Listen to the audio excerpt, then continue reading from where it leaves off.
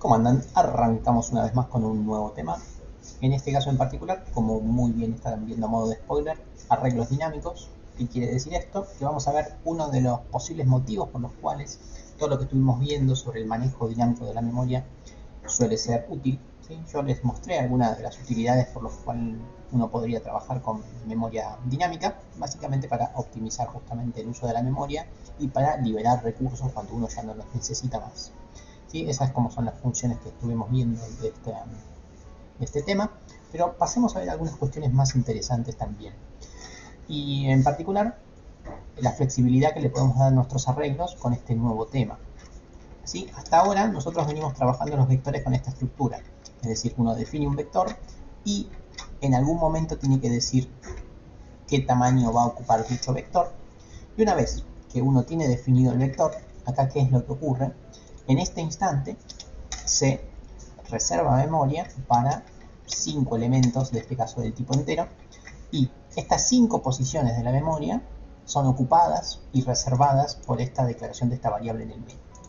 Estos 5 elementos dejan de existir, o sea, se libera su memoria cuando hacemos el return 0, es decir, cuando el programa termina, ¿sí? Porque están definidas dentro del main las variables.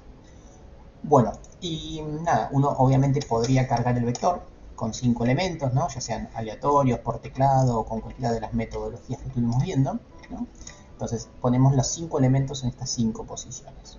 Ahora, si uno por algún motivo más adelante decide que este vector ya no existe, ya no lo va a usar más y le gustaría reutilizar esta variable para tener un vector, por ejemplo, de 3 elementos, algo así, ¿no? Hacer que este vector, en vez de que tenga 5 elementos, pase a tener 3, ¿no? O sea, redefinirlo para utilizar menos espacio de estos 5 elementos por algún motivo. Bueno, vemos que esto no se puede hacer porque me dice que el vector ya está definido, me da una múltiple definición. Incluso si queremos ocupar más espacio, ¿no? También me da el mismo error. Y si por algún motivo no ponemos el entero para redefinirlo, hacer esto vemos que nos da un warning, ¿no? Básicamente, ¿cuál es el problema? Acá me estoy parando en la posición 11 y solamente están definidas hasta la posición 5. Entonces, no solamente tenemos el problema que reservamos memoria una única vez y esa reserva es liberada recién cuando termina el programa, sino que no podemos darle flexibilidad a nuestro vector. Para eso vamos a trabajar a los vectores como punteros, ¿sí? Y vamos a ver cómo hacemos para reservar y liberar memoria y ganar bastante más en este aspecto. Así que mi vector, ahora lo voy a seguir llamando vector, pero en vez de definir la cantidad de posiciones, simplemente lo declaro como un puntero. O sea, apunta a una determinada posición de memoria, que podría ser esta, y es lo único que defino. Solamente defino un puntero y nada más. ¿Sí? En este caso el puntero por ahora apunta a basura, ¿no? No está apuntando a ningún lado. Entonces lo que vamos a hacer es, voy a generar una función que se puede llamar crear vector, ¿sí? Que a esta función lo que le voy a decir es cuántos elementos tiene. Va a tener n elementos. Entonces yo voy a poner en el main n, ¿sí? Y n puede ser cualquier cosa, ¿no? No importa qué es, ¿sí? N puede valer cualquier cosa. Entonces voy a llamar a crear vector y vector lo voy a crear con 5 elementos, ¿sí? De hecho voy a sacar la variable n para no confundir. Voy a generar un vector de 5 elementos, pero este va a ser el vector de 5 elementos. Entonces yo voy a hacer que en este momento mi vector tenga 5 elementos, ¿sí? Esta función desde ya que no la creé en crear vector, pero uno puede saber de qué tipo va a ser, ¿verdad? Porque si yo estoy haciendo que crear vector coincida con mi vector, estoy diciendo que lo que voy a crear es una función que me va a retornar un puntero o un entero, porque si no, no podríamos hacer la igualdad entre estos dos recursos, ¿sí? Y va a recibir por parámetro un tamaño, t. Bien, entonces, ¿cómo quedaría esta función crear vector que define un tamaño? Que define un vector de un determinado tamaño, ¿sí? Acá vemos que lo estamos haciendo distinto como lo veníamos haciendo antes. Antes nosotros recibíamos el vector y el tamaño y trabajábamos con ese vector y no lo retornábamos, ¿sí? Hacíamos un procedimiento. Bueno, eso quería decir que yo enviaba el vector, es decir, que yo el vector ya reservaba la memoria en el main y esa memoria no la podía tocar. Ahora yo no recibo el vector, ¿sí? El vector lo genero en el momento que llamo esta función. Entonces, ¿cómo hago esto? Bueno, Si voy a retornar un puntero, internamente voy a tener que generarlo. O sea, voy a generar el puntero, que lo voy a llamar P. Lo voy a llamar P vector. ¿Sí? Que esto es lo que voy a retornar. O sea, yo voy a retornar el P vector. Sí, pero vamos a generarlo. Este vector, este puntero, lo voy a utilizar para trabajar con un vector de tamaño elementos. Entonces, acá llega el momento donde yo voy a decir cuánta memoria necesito para este vector. O sea, necesito T elementos. Entonces acá viene el uso del malloc. Voy a utilizar memoria. Voy a reservar memoria para este vector, ¿sí? Y este vector es de enteros, así que como vimos en otros apartados, voy a tener que decir cuánta memoria necesito. Necesito memoria para guardar un entero. Pero bueno, acá está el juego de palabras, ¿no? Para guardar un entero. Yo acá no quiero guardar un entero. Quiero guardar T enteros. Entonces, acá la reserva de la memoria vemos que es así. Reservo memoria para enteros, pero para T enteros. ¿Sí? Bueno, malloc, más adelante vamos a ver bien, pero esto nos devuelve un puntero a void, lo que se llama, no nos devuelve un puntero en entero. Así que suele ser una buena práctica al malloc castearlo con el elemento que lo está recibiendo, ¿sí? Suele ser una buena práctica, si no lo ponen va a estar bien, pero el compilador nada, les va a agradecer que hagan esto. Entonces de esta forma reservo memoria para 7 elementos. Bien, bueno, este sería el crear vector. Yo nunca dije cuántos elementos va a tener el vector, lo digo en el momento que llamo a esta función. Bueno, otra cosa que tendríamos que hacer con el vector es cargarlo, así que voy a hacer un procedimiento que se llame cargar vector.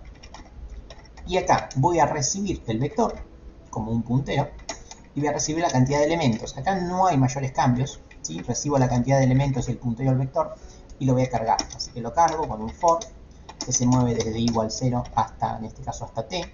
Y esta parte la hago más rápida porque acá sí no hay mayores cambios. Pero recibo el puntero con su notación tradicional, ¿sí? Entonces, en esta parte digo que el vector en la posición i lo voy a cargar con un número cualquiera, lo voy a cargar con un número aleatorio para agilizar un poco la cuestión. Lo voy a cargar con un número aleatorio de una cifra, por ejemplo. Entonces, de esta forma, cargo el vector, ¿sí? El vector que recibo por parámetro. Y lo último que me faltaría hacer es el mostrar vector. El mostrar vector también funciona de una forma tradicional, ¿sí? Recibe el vector y lo único que hacemos es el printf con la máscara de siempre, porcentaje d, y el vector en determinadas posiciones. Entonces, tanto el mostrar como el cargar no tiene mayores cosas, obviamente podrían hacer un cargar por teclado. Y vamos a ver cómo se utilizaría esto, ¿no? Genero el vector, digo que es de 5 elementos, y después, obviamente, llamo a cargar vector, ¿sí? ¿Qué vector es el vector vector? Y cuántas posiciones tiene 5. Y luego llamamos a mostrar vector. ¿Qué vector es el vector vector? Y tiene 5 elementos. Cargar vector y mostrar vector, vemos que son exactamente igual a como las veníamos haciendo. La diferencia está en la declaración del vector, ¿sí? Bien, me falta poner la interfaz de esto. Voy a generar la interfaz arriba del main. ¿Sí? Tenemos crear vector, luego tenemos cargar vector y por último mostrar vector. Ya tenemos las dos interfaces en el main. Y vamos a ver si esto funciona. Bueno, primero vamos a ver si compila, a ver si no me equivoco en nada. Sintaxis, printf. Bien, 0 errores, 0 warning, así que parecería ser que va a funcionar. Vamos a ejecutarlo y acá lo vemos. Tenemos el vector de 5 elementos y ahí están cargados de forma aleatoria. Acá me van a decir qué gané con esto, ¿no? Porque yo verdaderamente digo no gané nada, porque esto se ve espantoso, ¿no? Tantos puntos. Ya veo 3 asteriscos, un casteo, un malloc, un retorno de un puntero. Se ve feo, ¿sí? Se ve feo y parecería que no gané nada, pero miremos lo que acabamos de ganar.